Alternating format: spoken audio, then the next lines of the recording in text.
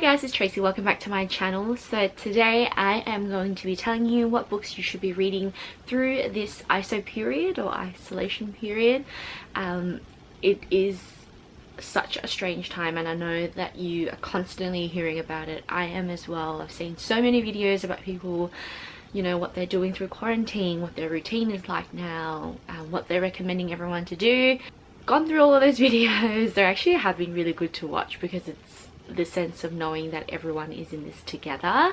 So I'm just adding to this mass of videos to tell you what books that you should be reading through this period of time, whether you're feeling like you're bored at home, there's nothing to do, whether you have been putting off reading for some time and you kind of want to get back into it, or you think that you haven't ever had the chance to read and now that you do have the time, this might be a good opportunity to do so. Mostly it's because I love these books and I just want to rant about them, but here we go. First off is a very small but impactful book that I actually received as a gift after graduating high school, and it is All the Places You'll Go by Dr. Seuss. Look at the length of this.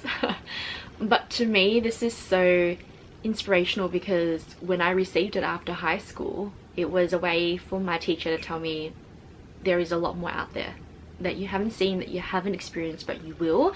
And I just want to relay that message through this video to you guys that yes, we are going through some really weird times, and at the moment we're only seeing the four walls of our room or our houses, but eventually we will come out of this and there will be places that we'll go to. So I think this is well worth the read, just to kind of, you know, see the simplistic side of life. Basically it's a children's book. It's very easy to read. Literally this is like a 2-second read, but you find that you really enjoy it.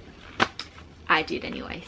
And then following on with the middle grade theme, I have the Nevermore series by Jessica Townsend.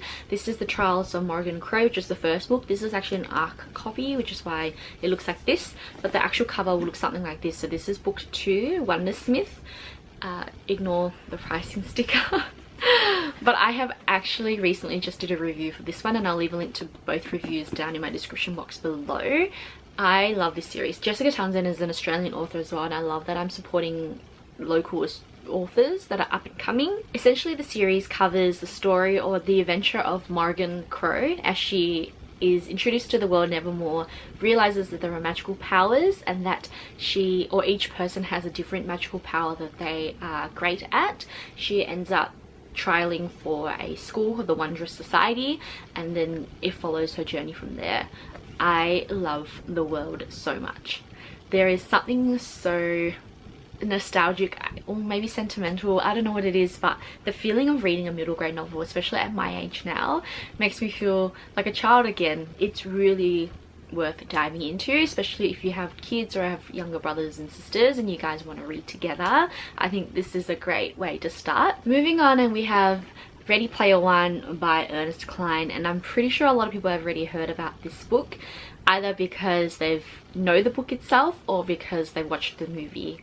I cannot rave enough about this sci-fi novel. It is set in a futuristic world where you can place yourself in a virtual reality and live through that reality essentially. So the main character is obsessed with this world and the creator is about to pass on his inheritance and he makes it into a competition.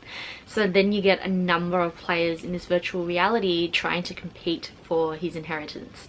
Insane. The whole virtual reality adventure that he goes through is so realistic when you're reading this that you also want to be a part of it. It's just a super fun read and you get to learn a lot about loyalty and friendship as well along the way and what is considered important in life. Sometimes we find that we're so fixated on, you know, something that maybe if we took a step back we're like, that isn't as important as we thought it was. If you haven't picked this up yet, or if you have watched the movie and really enjoyed it, definitely give this one a go. This is a sci-fi series, which is a YA sci-fi series. The first book is called The House of the Scorpion, and then this is the second book, The Lord of Opium by Nancy Farmer. This is actually a really old series, so I remember reading this in about 2012 or 2013. Yeah, I remember reading it and not realizing how much I love sci-fi until I read this. So this is set in a futuristic world. The main character is the clone of a high drug lord essentially. They sell opium, and it's the struggles of trying to figure out what is the meaning of his life. Basically, he is looked down upon because he is a clone, but then he also is a clone to an important person in the society. And I just found it fascinating to read, because I haven't read any other novels, I don't think, with a similar premise of cloning and, you know, all that sci-fi technology that's out there. It's a really engaging and like engrossing read. You'll get captivated as soon as you read it, I guarantee you that. And I think it's one of those series where we spoke a lot about it a while ago and no one has revisited it up until now, or at least for me. I haven't read this again, but I think I will eventually, because I really do want to go back in and see what I think about it now, 8 years from when I last read it. And then I have Codename Verity by Elizabeth Wayne. I think a lot of people have heard me speak about this just because it's one of my favorite reads ever. It's not very well known, but it is a YA contemporary set during World War II, and it speaks about a friendship between two women, or two girls, who are involved in the war. So they're both part of the aviation industry during the war, and you get to understand the importance of their friendship through the story after the plane crashes and they land in a Nazi populated area, and they're both British. This, I did not expect to love this as much as I did, nor did I expect the plotline to go where it did. It is one of the most touching reads ever, and it speaks about friendship so well. One of the best novels that I've read where it is just purely platonic. There's no kind of romance in there. Please someone read this and let me know what they think, because I cannot appreciate this enough. Wow. And I hope someone out there does as well. Moving on, and these are all my adult recommendations. So we've got The Dressmaker by Rosalie Han. This is a strange one. I have included this one in because Rosalie is an Australian author and I want to be able to support our local authors a lot more, but also because I think a lot of people may have forgotten that this exists. There is a movie out. This is the movie cover version, but I read this when I was studying literature in year 11. It is a fascinating and very eclectic read. Honestly, I can't even begin to explain what the premise really is about, except for the fact that it follows a girl named Tilly Dunwich during the 1950s in regional Victoria, and she returns home to look after her mum, and basically covers the story of the townspeople and how they're related to her and what happens after she comes back. You are in for a wild journey. Let me tell you this now. These are wild times that we're living through now, but if you read this, you realize how wild it is back then for Tilly. If you haven't watched the movie as well, Liam Hemsworth is in it. He is the male counterpart who plays her love interest. So if that intrigues you, then you should probably read this. It isn't a very long read either, but I actually really enjoyed it when I was younger. I have reread it a couple of times as well, and I just still cannot fathom the fact that the plot line is the way that it is. This is a bit of a more intense read.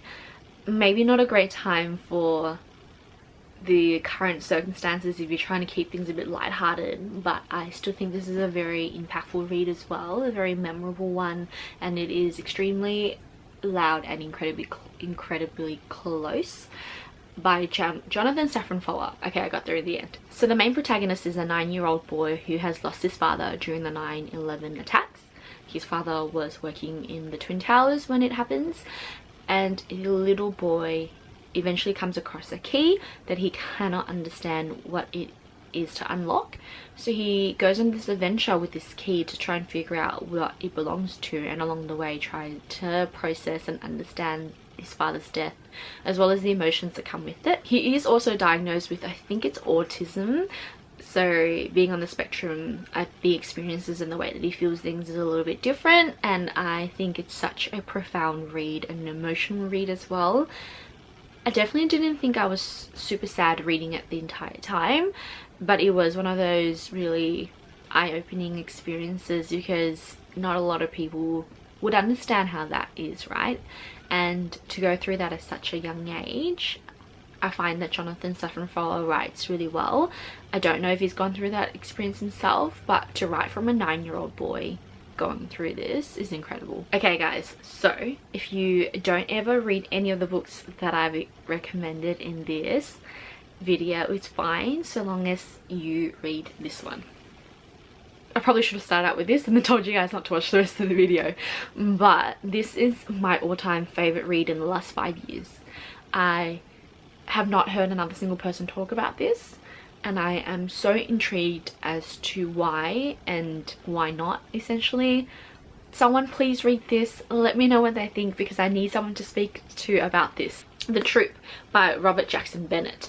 So I'll read you the blurb, because the blurb and the plot line are so different.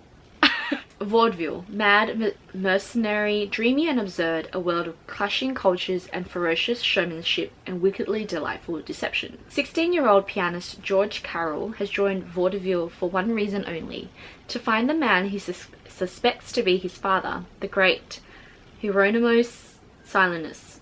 I think that's how you pronounce his name. Yet, as he chases down his father's troupe, he begins to understand that the performances are strange, even for vaudeville.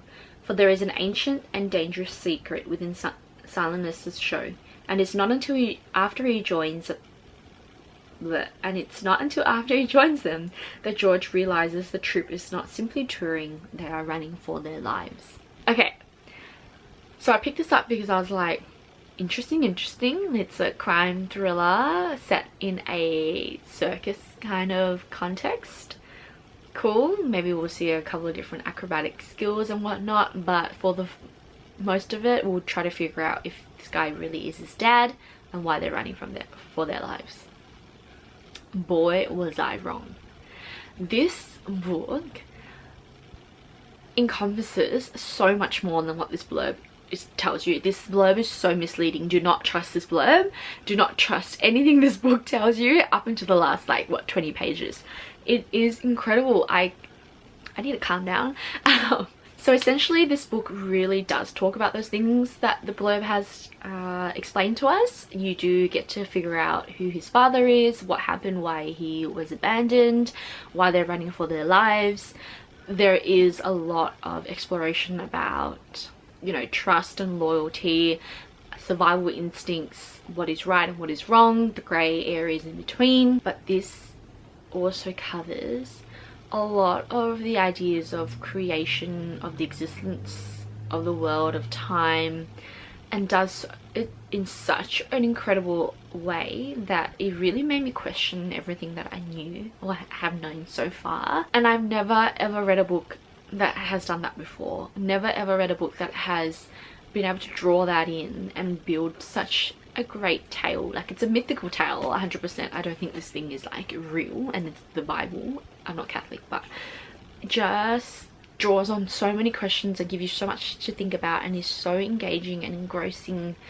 And if you like, you know, things about mythology and just tales of the origin of the world, this is a great read. You don't expect it, or you don't expect to get to that point, but honestly, someone please, like, this is me pleading, someone please read this, please. We're on to the last two. This one here is Night Film by Marisha Pessl. I'm pretty sure a lot of people also know about this one as well. It is a mystery thriller where a famous actor ends up, the daughter of a famous movie director, I'm fairly sure, body is found, and a journalist who basically has been covering this famous movie director, his life forever, had eventually lost his job for a couple of reasons, and then from this body being found, picks up his career and tries to understand more about their life, or about the movie director's life.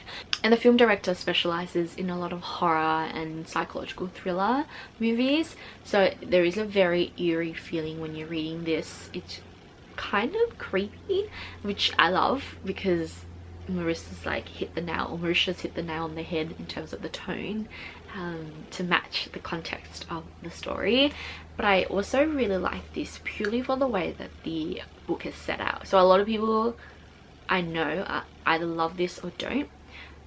I am a huge fan of adding in things like web pages, things like blog additions and photos, you know, sources that this so-called journalist is using, so like things like that, which makes it a lot more realistic to me. I personally really enjoyed the breakup of text along with like emails and whatnot in there, because it makes for an interesting read. It makes it realistic. I also really liked the read of this, or the way that it's written, how it's paced, and how we follow along this adventure to ultimately find out what's happened to Ashley. So if you're into a crime thriller genre and want to find a good read one night, this is well worth it. And then lastly, I have Frankenstein by Mary Shelley.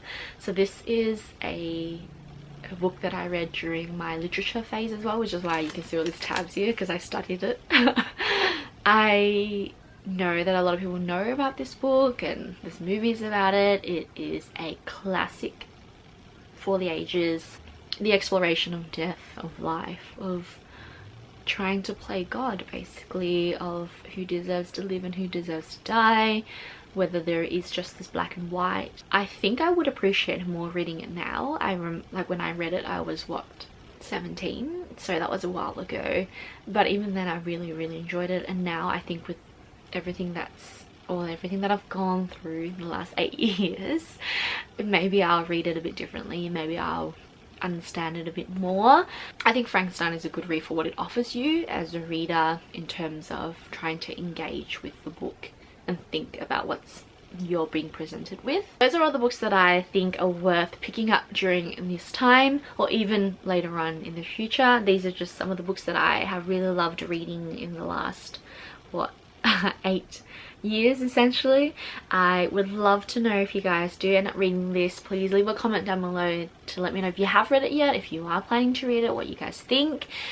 Thank you so much for watching. If you have any recommendations as well, leave them down below, because I also would like to pick up a couple of different options to read during this time.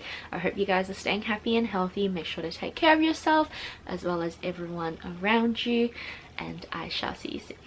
Bye!